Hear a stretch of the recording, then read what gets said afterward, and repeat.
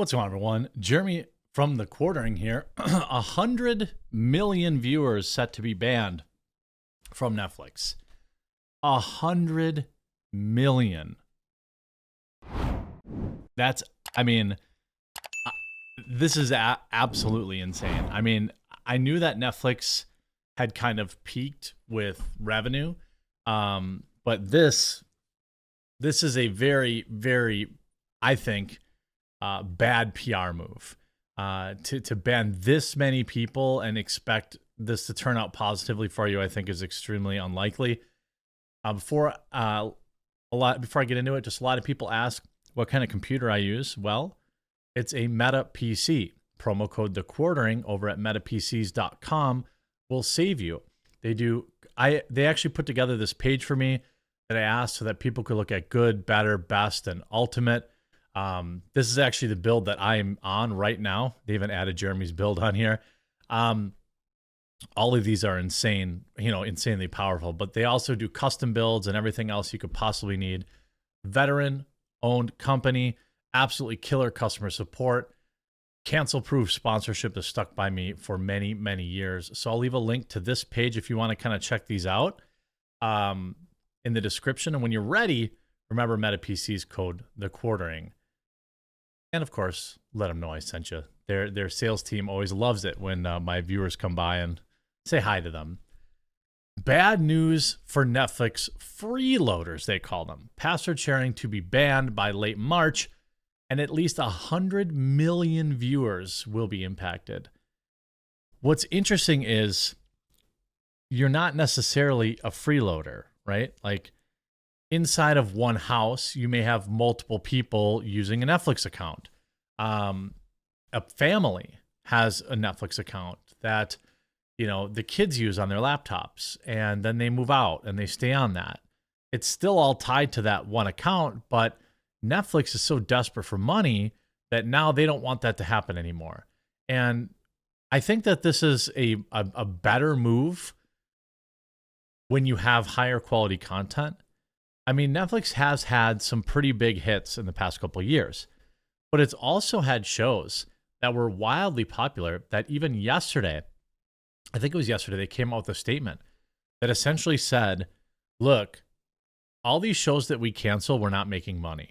They admit even shows like that I really like Archive 81, or other popular shows. There was that the true crime show that got cut off. There's a lot of really popular shows that Netflix cancels, and a lot of people don't really understand why, including myself.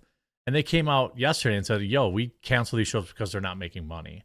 Like, yeah, a bunch of weirdos on Twitter they don't want us to cancel them, but there's not enough people to make them profitable. I mean, you have this article from Paul Tassi. Netflix has created a self-fulfilling cancellation loop with its new shows. A couple weeks ago, I remarked that Netflix now felt like it was actively stealing from me. I can almost not even remember which cancellation I was talking about at the time. Because given there have been so many, but I believe it was 1899, the new show from the creators of Dark, which, like Dark, was set up as a part of a 3-season arc. Naturally, it was canceled on a cliffhanger after a single season because it didn't attract enough viewership or have enough people to finish all the episodes in some arbitrary stretch of time. But what's happened now is that what's happened so often with many shows is that Netflix has created a self-fulfilling loop with many series that probably could have gone on to become valuable catalog additions otherwise. It's absolutely true. So you hold off on watching new shows, even ones you might otherwise be interested in, because you're afraid Netflix will cancel them. Enough people do this, and surprise, viewership is low, and the show ends up getting canceled. The loop is closed and reinforced because now there's yet another example cited, causing even more people to be cautious next time. And now we've reached a point where unless the series is some sort of record-breaking fluke mega hit like Wednesday or super established franchise like Stranger Things, a second or third season feels like not even a coin flip, more like a 10 to 20% chance at best. I think that that's absolutely true. Now, they did come out and say, look, we cancel shows because people don't make money. But, I absolutely have that that position after they canceled Archive 81. 1899 was take it or leave it, but they finished on a huge cliffhanger, and then they're like, "Yep, sorry, we're just not even going to bother with a second season." This says you may have less than 10 weeks left to let your mom, brother, or anyone else outside your home use your Netflix account. The company shared the news in a letter to shareholders, which of course the stock has gone up, noting that widespread account sharing has exceeded over 100 million viewers. These individuals, however, will be able to transfer their profiles to new paid account. Wow, thanks Netflix. Allowing them to carry over their preferences. Netflix said that 2022 has been a tough year due to its first subscriber loss in more than a decade. Its customer base fell by 200,000 subscribers in the first quarter. Today's widespread account sharing undermines our long-term ability to invest and improve Netflix, as well as build our business, the company said in the letter. While our terms of use limit Netflix to a household, we recognize that this is a change for members who share accounts more broadly. Netflix, however, is aware that some users will cancel their accounts, but those sharing can transfer profiles if they choose to open their own. We believe this pattern will be similar to what we've seen in Latin America, with engagement growing over time as we continue to deliver a great slate of programming. I can't even name 5 shows on Netflix that are worth watching. Did you watch that 90s show? First up, and by the way, I was a very big fan of that 70s show. I watched it every night because I didn't have cable, so it was on whatever, like UPN, I think it was. I don't forget. It was over local, channel 18. So I'd watch that, and like that 90s show was complete trash. Like the first episode was great because you had all the member berries of like the Kelso character showing up with Jackie, Eric Foreman, and for whatever reason, his girlfriend looks like she aged 100 years. But it's her. Fez is like on the show occasionally. But like the first episode I watched, I was like, this is funny. As long as the old cast is like interspersed here and there, it'll be good. But no. And of course, it was on Netflix, so one of 10 episodes was entirely focused on their androgynous friend coming out. And it was like, okay, great. The group of friends was like hilariously diverse, and it was just like so on the nose and dumb. It just didn't really translate. So like that's on Netflix. Would I pay for that? No. We just put the TV on while we eat dinner. It's like American Dad. I put on like that 90s show to try it out. I was like, this is not funny. The first episode was funny, but it's probably just because I was, ingesting all the member berries. Anyway, it goes on. Netflix has been working to bring more revenue while catering to consumers. In November 2022, the company launched a basic ad with options for $7 a month compared to the ad-free version for $9.99 a month. Advertisements, which are either 15 or 30 seconds long, but play before and during shows and movies. I can deal with them for shows, but movies, no way. I'm not taking an ad break during a movie, like an action sequence. And leading up to a recent ban on password sharing, the streaming service revealed their plans for shared plan option. The problem isn't necessarily that they're taking away account sharing.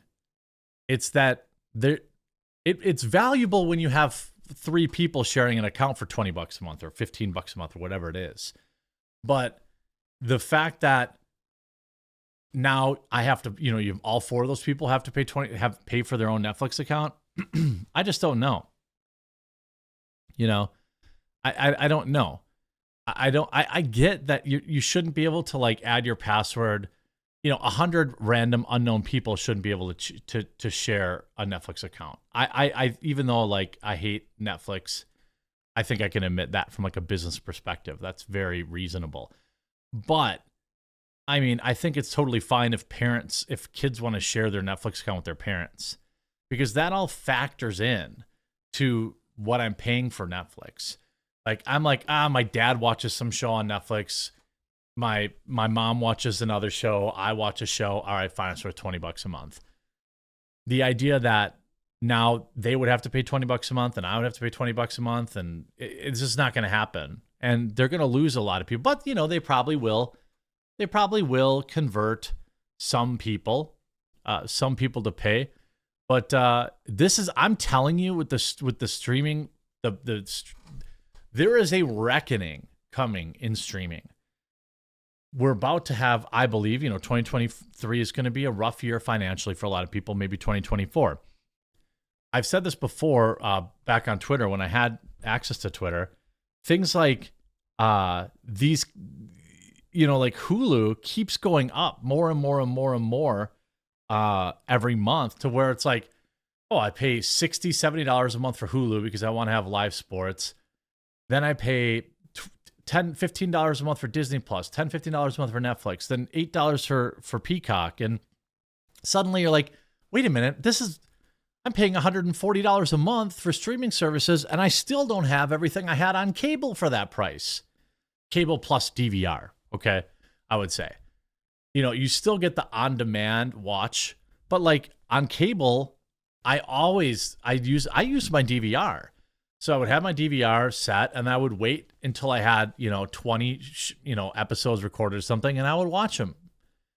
But now it's like, oh sure, I can click through. And and by the way, I don't know if this happens to you, but I'm on the highest tier Hulu provides, and I still get ads in certain shows.